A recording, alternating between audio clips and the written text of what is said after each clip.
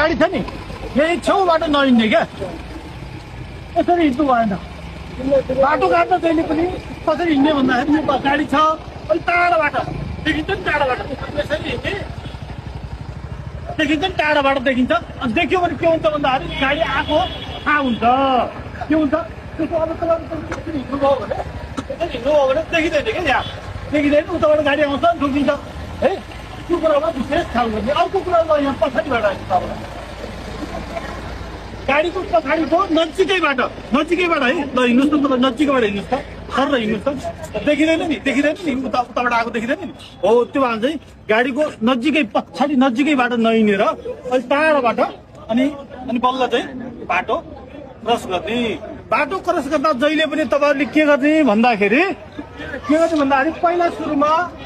पहिला सुरुमा तपाईँहरूको चाहिँ बाटो जस्तै उताबाट आइरहेको गाडी छ भने बाटो क्रस गर्दै हुनुहुन्छ भने पहिला यताको हेर्ने होइन अब अर्को ठाउँमा गएपछि उता हेर्न सकिन्छ अहिले चाहिँ यताको हेर्ने हात दिने सर र ठुलो हात दिने अनि यता जाने अब उताबाट आउँदैछ नि अब त गाडी त्यसपछि यताको हात दिएर अनि मात्र बाटो क्रस गर्ने